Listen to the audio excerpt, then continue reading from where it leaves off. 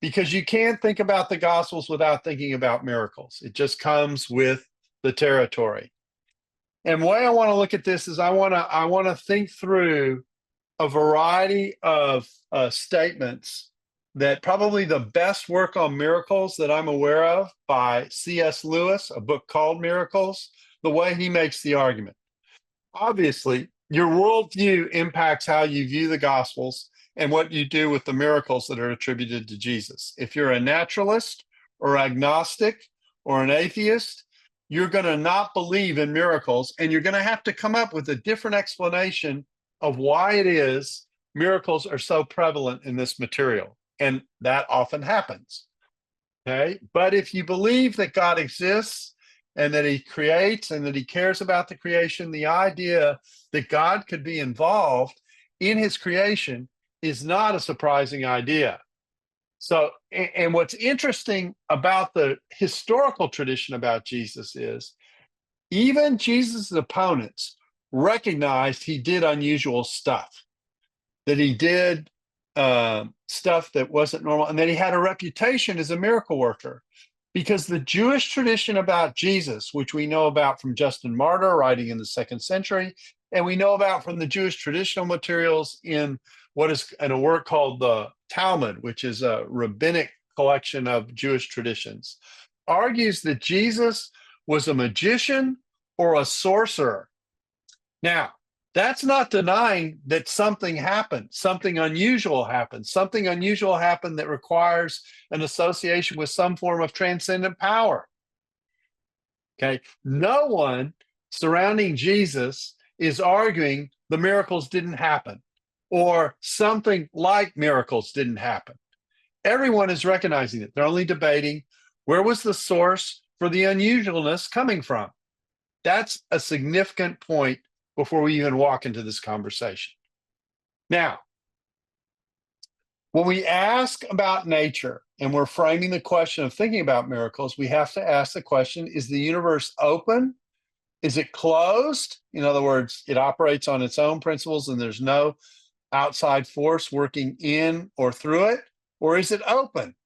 Are there outside forces that work in the creation?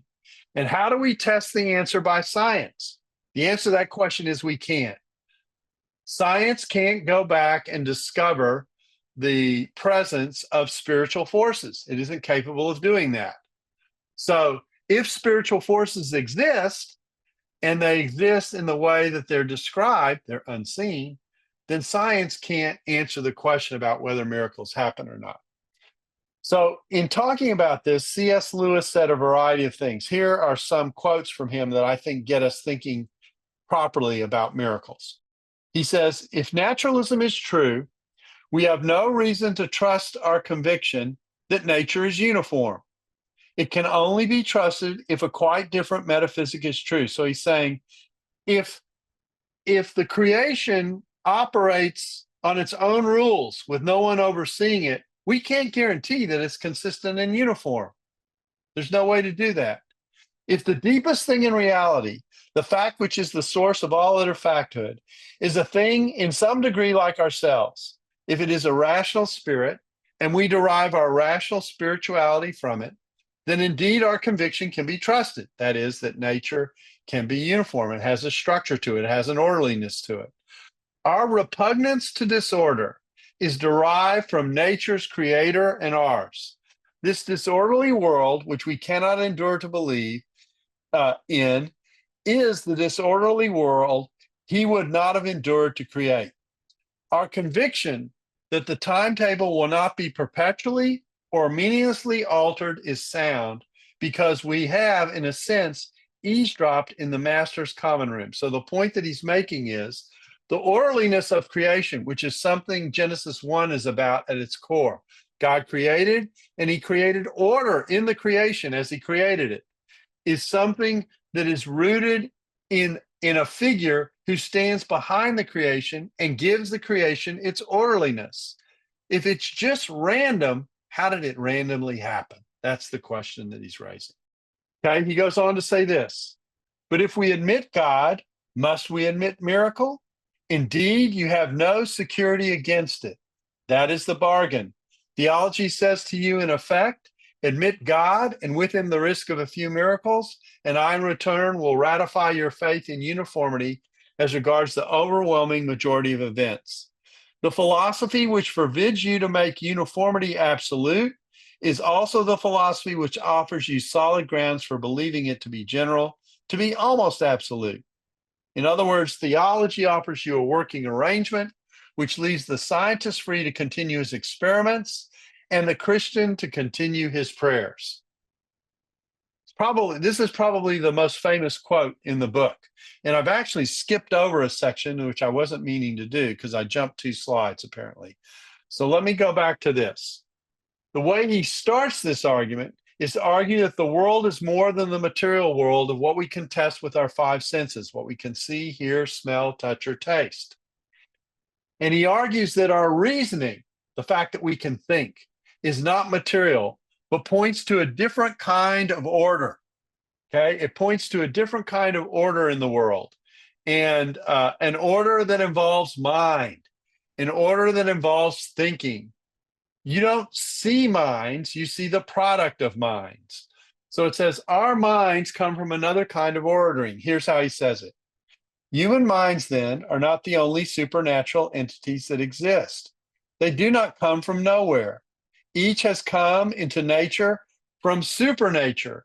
Each has its taproot in an eternal, self-existent rational being whom we call God. Each is an offshoot or a spearhead or an incursion of that supernatural reality into nature. We are interested in man only because his rationality is the little telltale rift in nature which shows there is something beyond or behind her, that is nature. So he's arguing the existence of mind points to the idea of the existence of something behind the mind that is like it and that creates what is mind. This is his indirect way probably of talking about the image of God.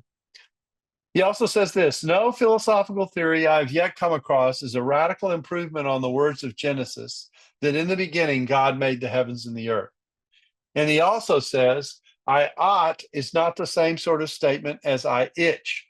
Moral judgment itself requires more than nature.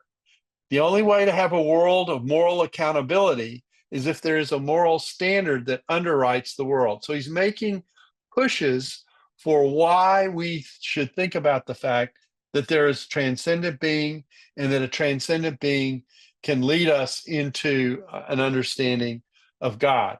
And the moment you do that, you open up the universe. The moment you open up the universe and you think about the way it works generally with uniformity, but sometimes with exceptions, that is an emphasis on the idea that God is present, the universe is open, and that we ought to entertain the possibility that there are miracles. Let me say this about miracles. Now, this is my point, not C.S. Lewis's. Miracles are PowerPoints about Jesus' authority. We're going to see that as when we go through the events. They are PowerPoints about Jesus' authority. They are audio visuals that show his authority.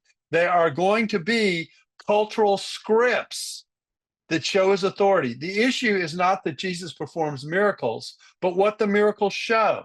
And we're going to pay special attention to that when we go through the content of the Gospels. This is why the New Testament calls them either signs or powers. There are 2 words used for miracles in the New Testament. And one is the idea that they are signs, indicators, if you will, or powers. They present the presence and the action of authority that is taking place within them. That's the way miracles work and function in the New Testament.